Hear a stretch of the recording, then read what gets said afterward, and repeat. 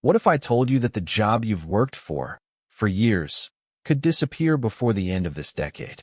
Not because you're bad at it, not because you didn't try hard enough, but because a machine learned to do it faster, cheaper, and without ever asking for a raise. Somewhere right now, a hiring manager is looking at a spreadsheet, and on that spreadsheet is a number, your salary. Next to it, another number, what it would cost to replace you with software. And in more companies than you'd like to believe, that second number is winning. This isn't a doom video. This isn't clickbait fear-mongering. This is what's actually happening right now in 2026 to millions of working Americans. And by the end of this video, you'll know exactly where you stand, and more importantly, what to do about it. Let's start with the lie most of us were taught. Part 1. The illusion of job security. Get good grades. Get a degree. Get a stable job. Climb the ladder. Retire with a pension. That was the deal. That was the promise our parents believed in, and the one a lot of us grew up trusting without question. For decades, it mostly worked. A steady job meant a steady life. A cubicle felt like safety. A badge and a company email address felt like proof that you'd made it. But here's the uncomfortable truth. That sense of safety was never really about the job. It was about timing.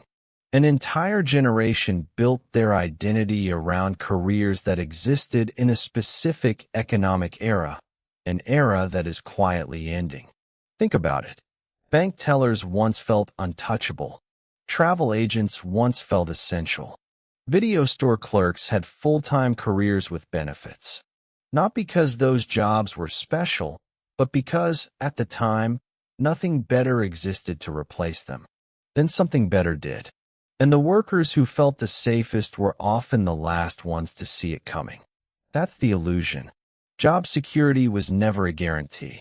It was a temporary gap between no one can do this yet and something just learned how. So the real question isn't, is my job safe today? It's how long is that gap for me? Part 2. The silent revolution. Here's what makes this moment different from every disruption before it. Past waves of automation came for physical labor. Machines replaced muscle. This wave is coming for thinking, for decisions, for judgment calls that, until recently, only a trained human brain could make. And it's not loud. There's no single dramatic headline. It's happening in quiet rounds of layoffs, disguised as restructuring and efficiency initiatives. Amazon has cut corporate roles while investing heavily in automation and AI systems across its warehouses and operations. Google and Microsoft have both gone through waves of layoffs, even while reporting strong profits, because the cuts weren't about survival, they were about margins. IBM CEO publicly said the company paused hiring for roles that AI could eventually handle. Meta trimmed thousands of jobs while pouring billions into AI infrastructure. Let that sink in for a second. These aren't struggling companies. These are some of the most profitable corporations on earth. And they're still cutting people. Why? Because in a boardroom, profit doesn't care about loyalty. It doesn't care how long you've worked somewhere. It cares about one thing. Can this task be done for less? And for the first time in history, the answer for millions of white-collar jobs, the safe jobs, the desk jobs, the jobs with degrees attached to them, is starting to be yes. That's the part nobody wants to admit. This isn't just about factory workers anymore. It's about accountants, analysts, coordinators, even coders. So which jobs, specifically, are in the danger zone? Part 3. Which jobs are most at risk? Let's be blunt. Customer service roles are being quietly replaced by AI chat systems that can now handle complaints, refunds, and troubleshooting without a coffee break, without a sick day, without a paycheck. Data entry? Already fading. Software can read, sort, and input data faster than any human ever could, and it never makes a typo from being tired at 4:47 p.m. on a Friday. Basic accounting and bookkeeping, the repetitive number-crunching side of it, is being absorbed into automated platforms that reconcile transactions in seconds. Entry-level coding is under pressure too. AI tools can now generate working code from a simple description. That doesn't mean programmers vanish overnight, but it means the bar for valuable programming just moved. High, fast, graphic design templates, basic legal document review, scheduling, administrative support.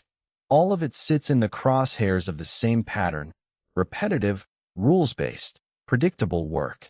Notice the pattern? It's not about the industry. It's about the task. If your job is mostly repetitive, if someone could write a manual explaining exactly how to do it step by step, that's precisely the kind of work AI is built to learn. So here's the question you should be sitting with right now. Not what industry am I in, but how much of my actual job is repeatable, uncomfortable, good. That discomfort is useful, because the people who ignore that question are the ones who'll be blindsided. But here's where this story changes direction. Part 4. Who survives?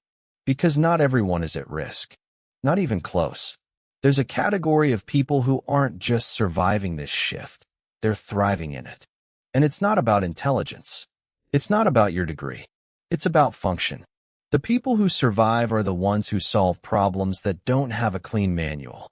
They're the ones who can sell, because persuasion, trust, and relationships are still deeply human. They're the ones building businesses instead of just filling seats in someone else's. They're the ones who learn to work with AI instead of competing against it, treating it like a tool, not a threat. They're the ones creating content, building an audience, owning a piece of attention in a world where attention is currency. They're the ones managing people, because leadership, empathy, and judgment under pressure are still remarkably hard to automate. And above all, they're the ones who adapt fast. Not the smartest, not the most credentialed, the most adaptable. That's the real dividing line forming right now, in real time, across this entire economy. On one side, people whose value is tied to repeating a process. On the other, people whose value is tied to judgment, creativity, relationships, and ownership. Which side are you building toward? Part 5. What should you do today? Here's the part where fear turns into direction. First, learn AI. Not to become an engineer, just to become fluent. The people who learn to direct these tools will always have leverage over the people who refuse to touch them. Second, never rely on one paycheck again. One employer, one income stream, one point of failure. That structure made sense in your grandparents' economy. It's fragile in this one. Third, build a skill that compounds. Sales, writing, building an audience, basic financial literacy. Skills that get more valuable the more you use them, not less. Fourth, start something small on the side. It doesn't need to replace your income today. It needs to exist. Because the day you might need it, you won't have time to start from zero. Fifth, invest what you can, even in small amounts. Ownership of a business, of assets, of skills, is what survives disruption. Renting your time to someone else's company is what doesn't. None of this requires quitting your job tomorrow. It requires refusing to be passive about your future starting today. Here's the truth this entire video has been building toward. The people who lose their jobs in the years ahead won't necessarily be the least intelligent. They'll be the ones who refuse to adapt. The economy isn't asking if you're smart enough. It's asking if you're paying attention. So the real question was never, is your job safe? It's this: if it wasn't, would you already be ready?